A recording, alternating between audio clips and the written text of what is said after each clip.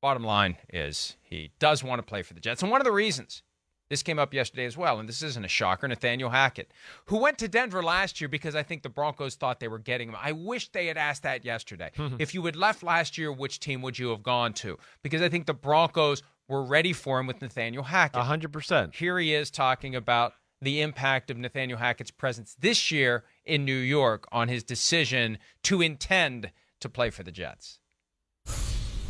There's, a lot of reasons why, the Jets are attractive. But, there's one coach who's been as much to me as any coach I've ever had, and he happens to be the coordinator there. So, okay, so that did matter when it happened. Okay, and it ended up mattering, potentially. It didn't matter at the time, for sure. But got it. There was obviously, an interest from them and just from, quite a few other teams. Yeah, and look, he went on, to get a little pissy about the notion that the Jets specifically hired Hackett to lure Rodgers to New York, even though the presence of Hackett lured Rodgers to New York, because he then defended what a great coach he is, even though last year as a head coach did not go well. Rodgers said it's disrespectful to suggest they specifically hired this guy to get Aaron Rodgers on the team. The guy can coach football, and that's fine. I like respect the loyalty, him for frankly. saying that. Yeah, I mean, he's right in that. So he's right to do that one. But the truth is it worked. Yeah. I mean, to the extent they were thinking Aaron Rodgers when they went into the offseason, yes, hiring a coach that he clearly wants to play for is one of the keys to getting him to choose to play for the Jets. Yeah, I hear you there. It certainly didn't hurt, but I don't think that was the only reason that conversation was had there, right? No, I mean, again, we knew that Derek Carr, there was interest there.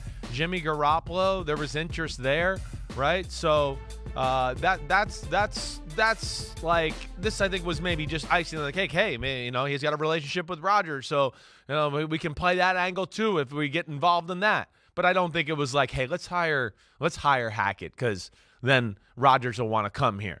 No, I think it was, let's hire Hackett because he's the best for this job, and hey, Rodgers likes him, and that might open up the door for Rodgers to want to come here if that all presents itself. So I respect the fact that he stuck up for Nathaniel Hackett, and it's important. And yeah, I do think that Rodgers, it was the reason Denver signed Russell Wilson last year was because Rodgers said no at the last second. Russell Wilson was plan B. They can say all they want. We know Russell Wilson was plan B. All right, they do. There's a specialness there. And for a quarterback, when you have that kind of guy, and Nathaniel Hackett's dad was kind of that guy for me, it changes the whole environment and your vibe on a daily basis going into the building, knowing you got not only an ally, but a guy that, sees the game the way you do, and you can have good, constructive conversations about game plans and all that.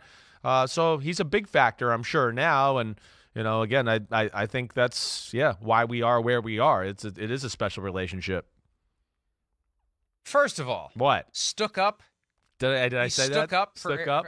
Stuck up. Stuck up. I don't know. Again, It's 7:54. My brain's still working out the cobwebs. All right. Well, we'll see. We'll see if the Packers are able to stuck up the Jets in their effort to get what they want for Aaron Rodgers. And go back and read the item in The Athletic from a few weeks back. The headline was Russell Wilson tried to get Pete Carroll and John Schneider fired on his way out the door. As you go deeper down, you see how Nathaniel Hackett's experience with Aaron Rodgers caused him to mishandle Russell Wilson because Hackett was too hands-off. Hackett was too deferential. And that's my message to Robert Saleh, the head coach of the Jets.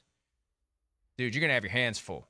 You better have a strategy for tiptoeing around the delicate genius, because Hackett's going to let him do whatever he wants to do, and it's going to be a challenge for the head coach to push the right buttons to get Aaron Rodgers pointed in the right direction. And this is the last point, because I think this is important. I think the Jets like the fact that the Packers are playing this out and that the Packers are being unreasonable and that the Packers have dug in, because it just adds more fuel to what motivates Rodgers to have a great season in 2023, Chris. Yeah, it's a good point. It is. I'm sure it does. And, I think we kind of hit on that a little bit. He said 90% retire, 10% play, comes out of the dark, hears that the Packers don't really like him anymore and are serious there, and all of a sudden there's extra motivation, and it's not 90-10 anymore. So, yeah, I agree with you in that statement.